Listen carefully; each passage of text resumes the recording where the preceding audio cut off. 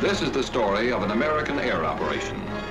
One small campaign in the greatest aerial offensive of this war. In a sense, it is more than the story of a military operation. These planes, high in the skies over Germany, were a symbol of the unshakable unity of the Allies in their determination to fight together until victory and peace had been achieved.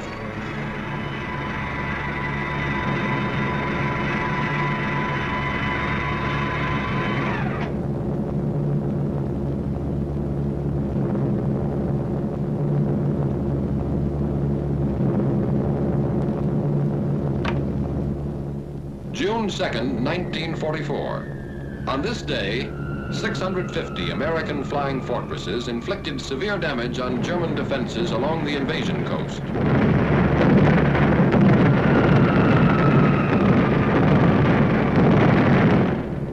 Farther north, 300 American liberators bombed military installations in German-occupied northwestern Europe.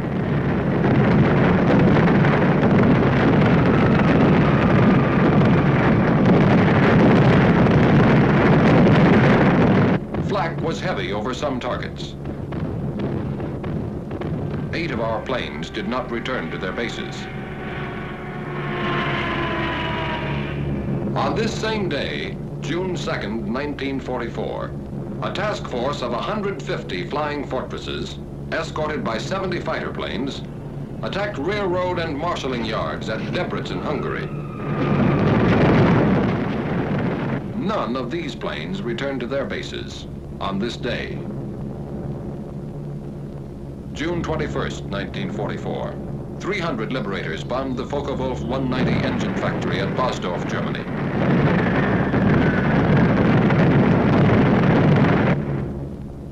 An hour later, 800 flying fortresses attacked targets at Berlin, Germany. Damage was inflicted on railway stations, freight yards, and factories. Bombs were also dropped on the ministries of war and propaganda, as well as Gestapo headquarters. Over all these targets, flak was intense and accurate. Interception strong and determined.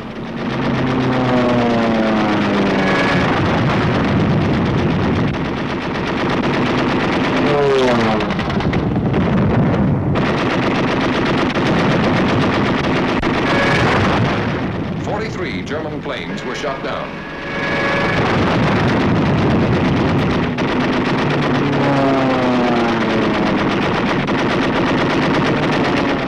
"38 of our own planes did not return to their bases.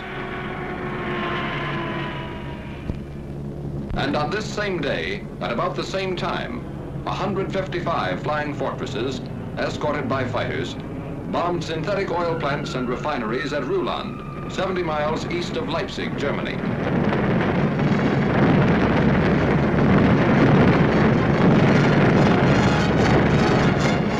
As on June 2nd, none of these planes returned to their bases on this day. This was not a coincidence, and these planes were not lost in action. This had been decided 6 months before, on December 7th, 1943, when at Tehran, the leaders of the 3 major Allied powers had declared their complete agreement as to the scope and timing of operations from the east, west, and south. Operations from the east, west, and south. Operations on land, on sea, and in the air. The USSR agrees to furnish bases in Russia for the use of the U.S. strategical air forces in Europe, such bases to be used for shuttle bombing operations. Operation Titanic. Shuttle bombing. With American air bases in Russia, our bombers based in England and Italy could attack objectives in Central Europe, the Balkans, or Eastern Germany, land in Russia, refuel, reload, and bomb additional enemy targets on their return trips to their home bases. Operation Titanic, a triangular superhighway in the sky. With shuttle bombing, flying distances from England to some extreme points in eastern Germany and Poland, and from Italy to some points in German-occupied Hungary and the Balkans, would be reduced by a third. Reduced flying distance means reduced danger. For while planes on the shuttle route would have already landed, planes making the round-trip run still have to face flak, interception, or engine failure. With shuttle bombing, strategic targets of importance to the Red Army could be bombed by American planes operating from Russian bases. With shuttle bombing, Germany and the Luftwaffe could never be quite sure where the next Allied air blow was coming from, or going to. With shuttle bombing, the coalition land war, crushing the Wehrmacht on 3 fronts, would take wings to become coalition air war, and there would be no target in Germany or German-occupied Europe American planes could not seek, find, and destroy. These were the strategic purposes of Operation Titanic. The task of achieving these purposes was assigned to Lieutenant General Carl A. Spaatz, Commanding General of the United States Strategic Air Forces in Europe, and became the responsibility of Major General Frederick L. Anderson, Deputy Commanding General for Operations. In 4 months, the new bases were to be selected, constructed, supplied, staffed, and ready for use. A problem in men, materiel, space, time, and secrecy, requiring food, gasoline, bombs, ammunition, trucks, jeeps, steel matting, and more than 20,000 tons of other equipment, to be shipped by convoy from Liverpool and other British ports through the North Atlantic and Arctic Oceans. 2,000 miles of submarine-infested waters.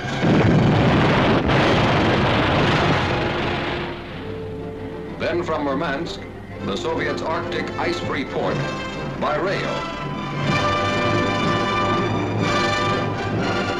An additional 2,000 miles. Radio equipment to be flown by ATC from the United States to Russia. A distance of 5,000 miles.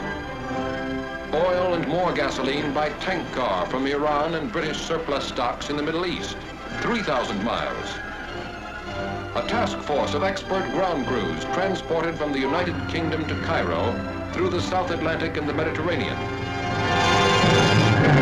By rail from Egypt to Palestine.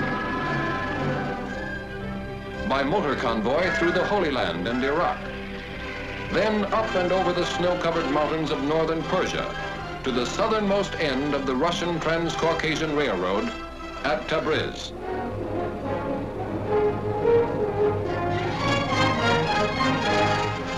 Finally, by special train over the Caucasian Mountains to their new headquarters somewhere in Russia. A secret journey of more than 7,000 miles. By the end of 4 months, the bases were ready. And Ambassador Averill W. Harriman and Major General John R. Dean, head of the United States military mission at Moscow, landed on the first American air base on Russian soil. Now, with preparation and organization completed, the task of transforming theory into reality was assigned to the 8th American Air Force, based somewhere in England, and the 15th Air Force, based somewhere in Italy. Early in the morning of June 2nd, crews of bomber and fighter commands of the 15th Air Force were assembled to be briefed for a special mission. A special mission for pilots, navigators, bombardiers, and gunners. And finally, a special word of farewell from Major General Twining, Commanding General of the 15th Air Force. I do not have to impress you with the importance of this mission to the Russian bases. I'm sure you are fully aware of this important event.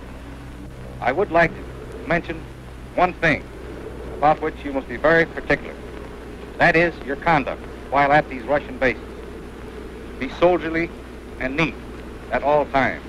The Russian is a fine soldier who appreciates results and one who does not understand big talk. Wish you the best of luck. Goodbye.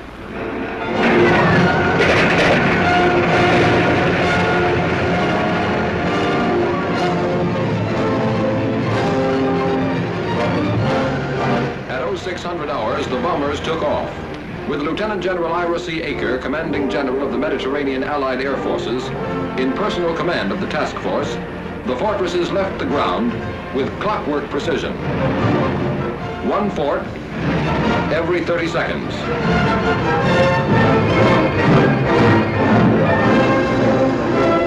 At 0630 hours, their fighter escort followed them into the air.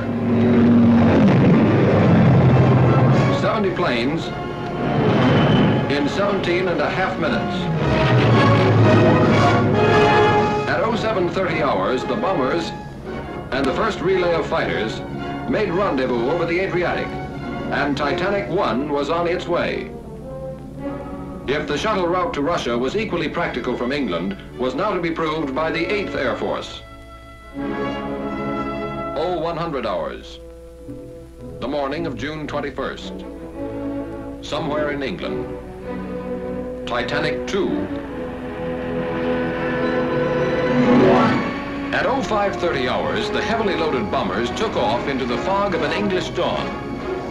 24 minutes later, the first group was in the air, heading northeast to the task force assembly point.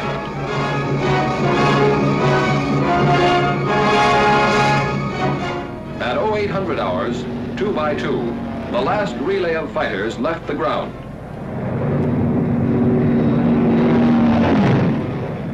At 0930 hours, flying fortresses and Mustangs made rendezvous high over the German coast, and Titanic II was on its way. At 1200 hours, it dropped its bombs on the Ruland oil fields and continued to its new bases somewhere in Russia. That is why on June 2nd, and again on June 21st, American planes did not return to their bases somewhere in Italy or England. For on each of those days, their mission was still unfinished. In a sense, it had only begun.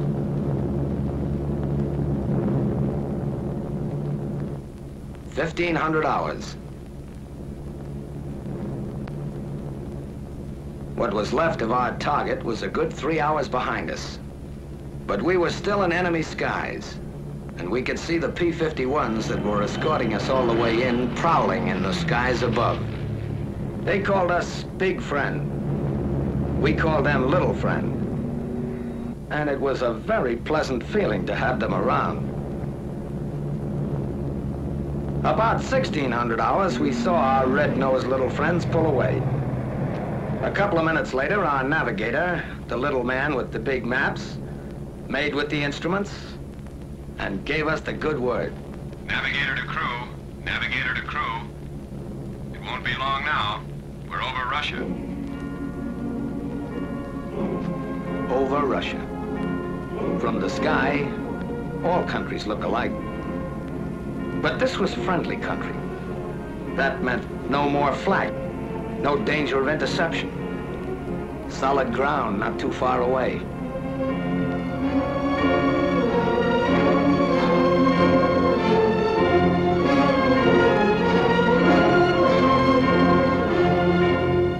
It meant a new country, a new people.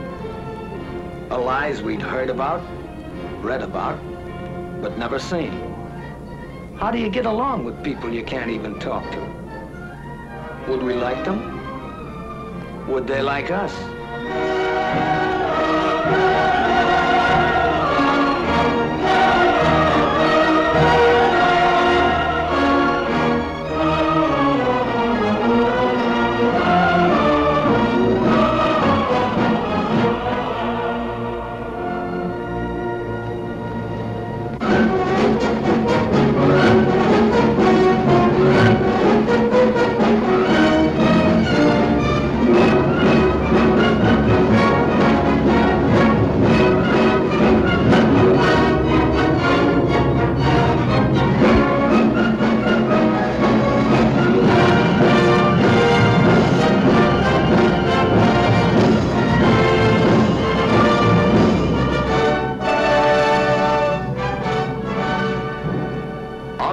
The task force are General Walsh and General Permanoff, the American and Russian COs.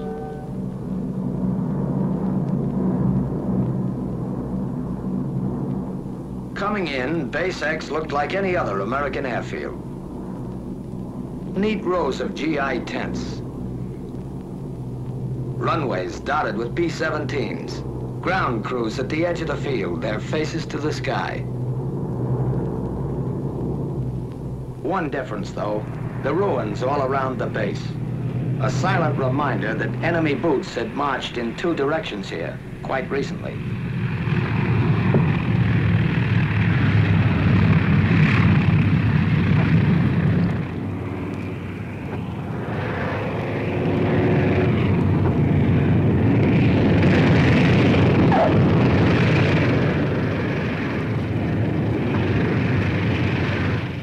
Follow each other down, a third of a world away from home. Wheels made in Akron touch steel matting made in Pittsburgh on an American landing field in Russia.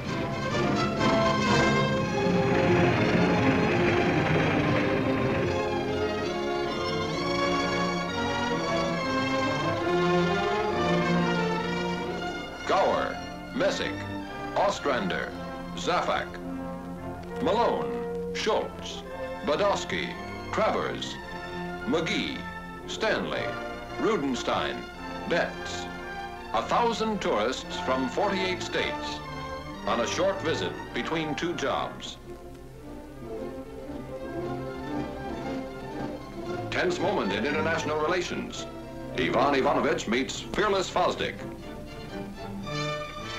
A handshake says, "Hello, very glad to see you," in any language. And General Permanov makes it official. I welcome you as fighting allies. Together we'll fight to victory. I wish you the best of luck in combat and a safe return home.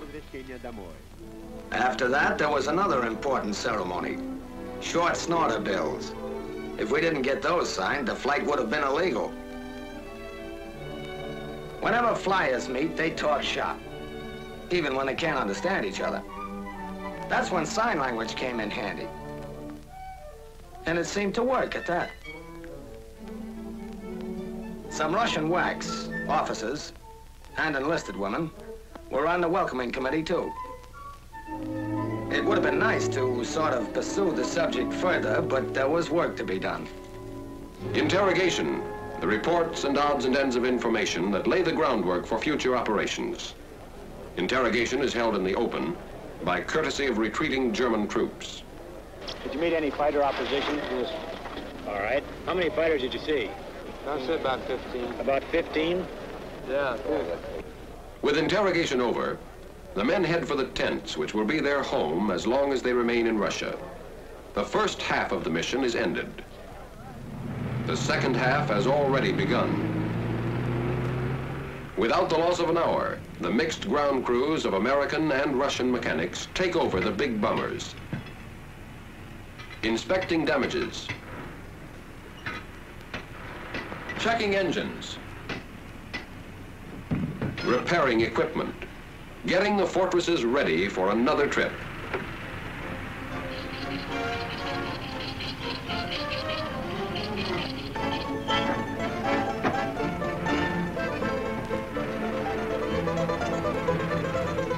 Okay. Spasiba. Kuchnia. Kuchnia stands for kitchen. Kitchen stands for chow. And even in Russia, you stand in line for it. On KP duty, Katya, Manya, and Olga.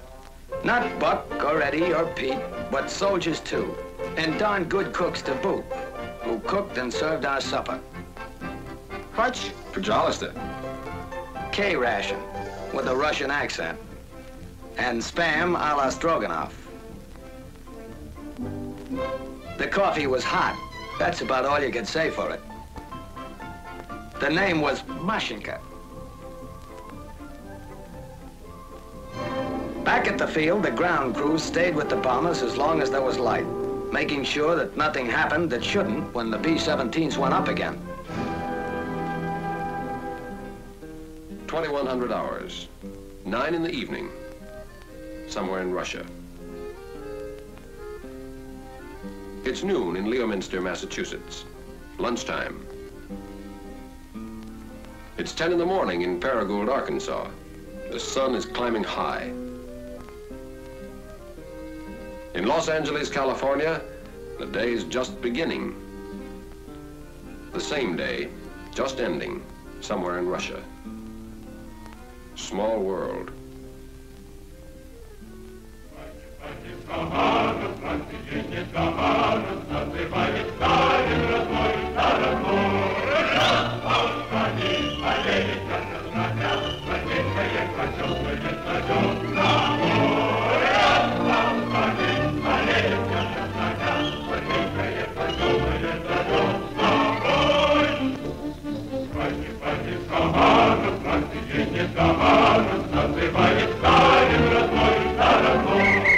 Another day, just beginning, somewhere in Russia.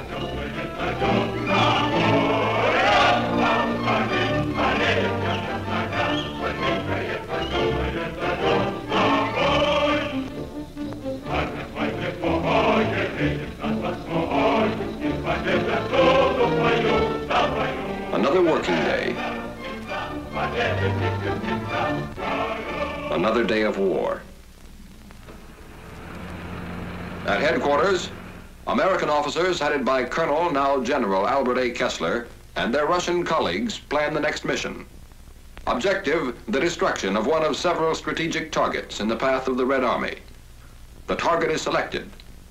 Weather permitting, mission tomorrow. A task force of this size needs gasoline, more than 350,000 gallons of it. Ammunition, more than 1 million rounds. Bombs, more than 500 tons. And more than 50,000 American and Russian man-hours of servicing and preparation. While the ground crews got the forts and fighters ready, our time was our own. Some of the fellows took advantage of a sunny morning and put on an exhibition of the national pastime. Some thought they'd teach the Russians another American pastime.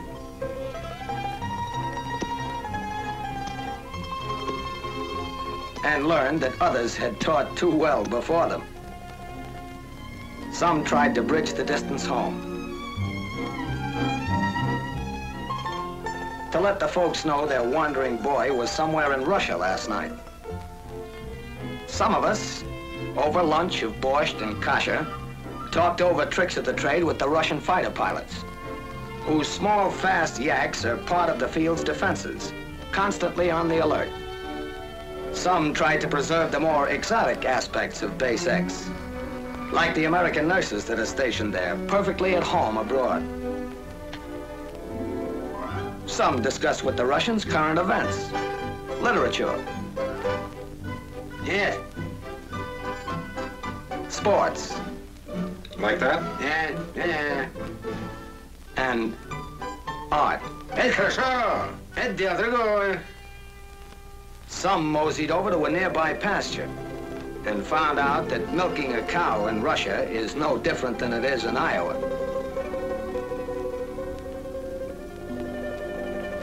And some of us, explorers at heart, decided to see Russia.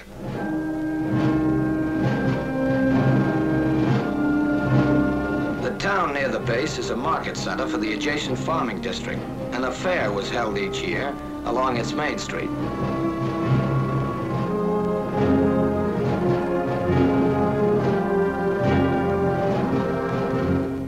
The factory section. Principal industry, the manufacture of leather goods.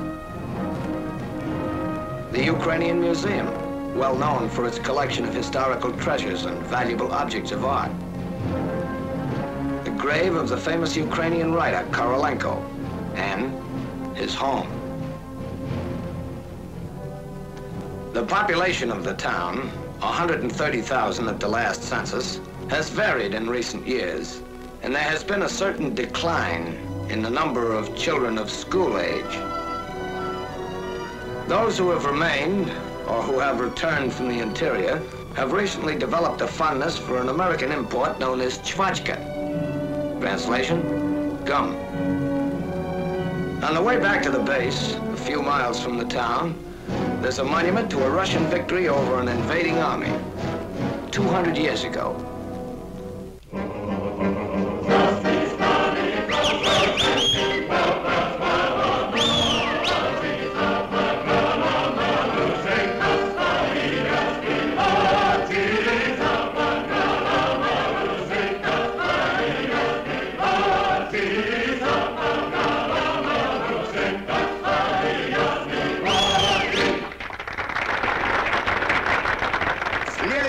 номер. Украинские народные песни в исполнении хора имени Шевченко. Next number. Ukrainian folk songs by the Shevchenko choir.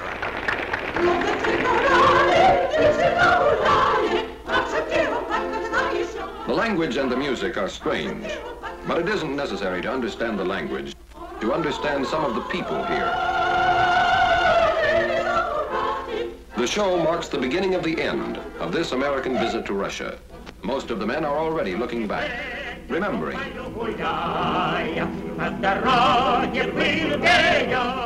Lieutenant John Morris, navigator of Nanticoke, Pennsylvania, who has the Distinguished Flying Cross and the Air Medal with 4 clusters, was particularly impressed by the medals worn by the Russian soldiers.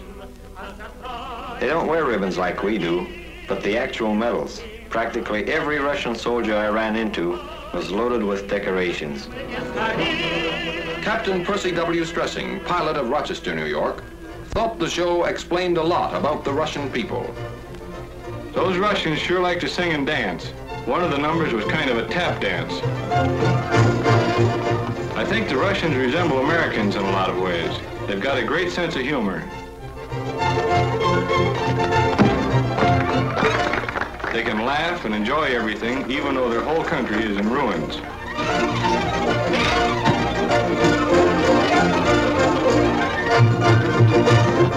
Major Samuel Davis, command pilot of Boston, Massachusetts. It was good to relax and listen to music and laugh, but you could never forget there was a war on here. Most everybody was in uniform, men, women, even children. I saw a lot of kids who'd been through plenty of action. Some of them who had medals to prove it couldn't have been more than 10 or 12 years old. One of the other fellows told me he ran into one kid who'd been a sniper with the guerrillas and had 21 notches on his rifle butt. A sniper with the guerrillas at his age. Technical Sergeant Louis Zerlnik, engineer gunner of Brooklyn, New York, spent a lot of time with the Russian ground crews. Some of the men in the show, and quite a few around the base too, have been wounded as much as 3 or 4 times. They were working on the base for a rest before going back into combat. Those Russians sure have funny ideas about resting. Staff Sergeant John E. Gagan, tail gunner of Paterson, New Jersey. The show was pretty good. As far as I could see, everybody liked it, including General Aker. He was sitting in the first row with General Permanov or something like that, the Russian base commander. Lieutenant John McKenzie, bombardier of Paragould, Arkansas. Something I'll remember for a long time were the Russian kids. You got the feeling some of them never had a childhood. They had such old faces. They were pretty shy, most of them, but they seemed to like us.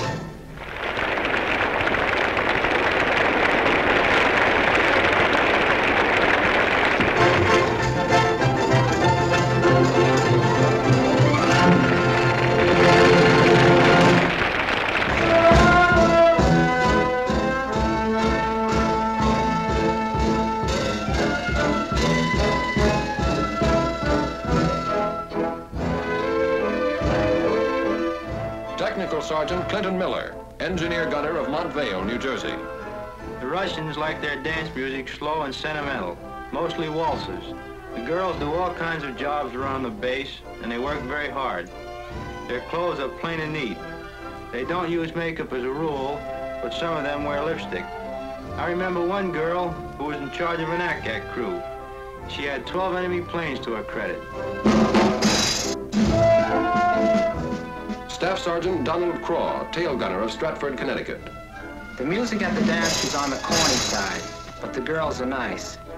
I met a girl from Leningrad whose father was a general. She taught me some Russian words, and I taught her some American slang. It didn't take long before I was saying, "Horror-shaw," and she was saying, "Okay, bud."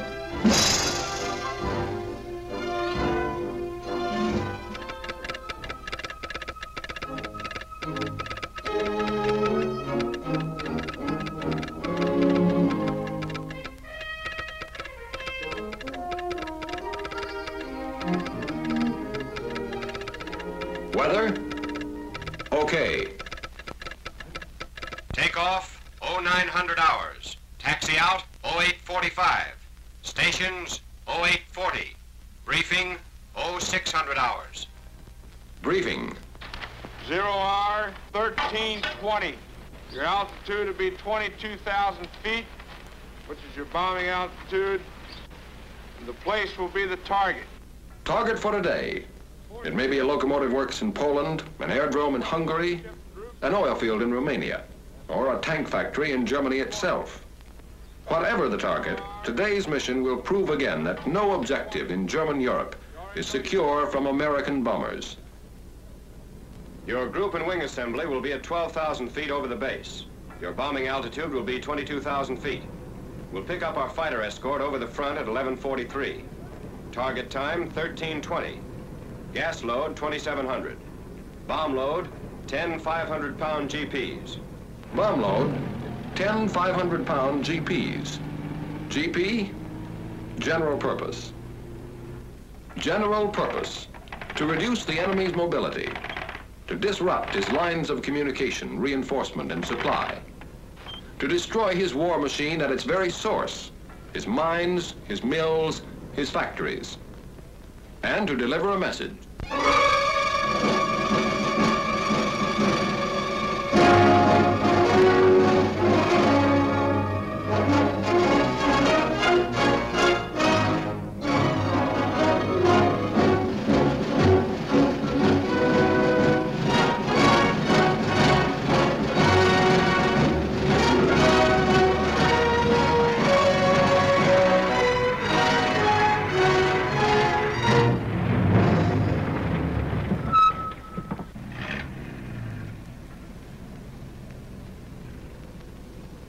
До свидания и счастливый путь.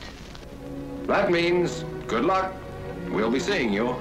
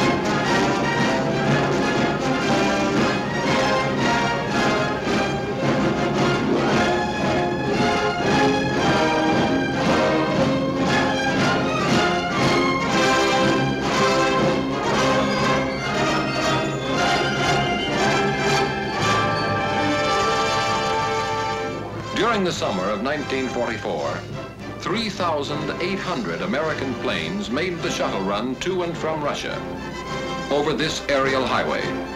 In less than 4 months, 24 targets in Germany and German-held territories, some never before within effective range of our bombers, felt the lash of American air power, striking against railway centers and marshalling yards at Debrecen and Szolnok, Hungary, Bucharest, and Ered, Romania, and Béziers, France, against airdromes at Galați, Foksani, Buzău, and Zelestia, Romania, Mielec, Poland, Kecskemés, Hungary, and Toulouse, France, against oil fields and refineries at Rulan, Germany, Drohobych, and Tercovina, Poland, Budapest, Hungary, and Ploiesti, Romania, against armament plants and aircraft factories at Gdynia, Poland, Miskolc, and Diosbior, Hungary, and Chemnitz, Yes, Germany.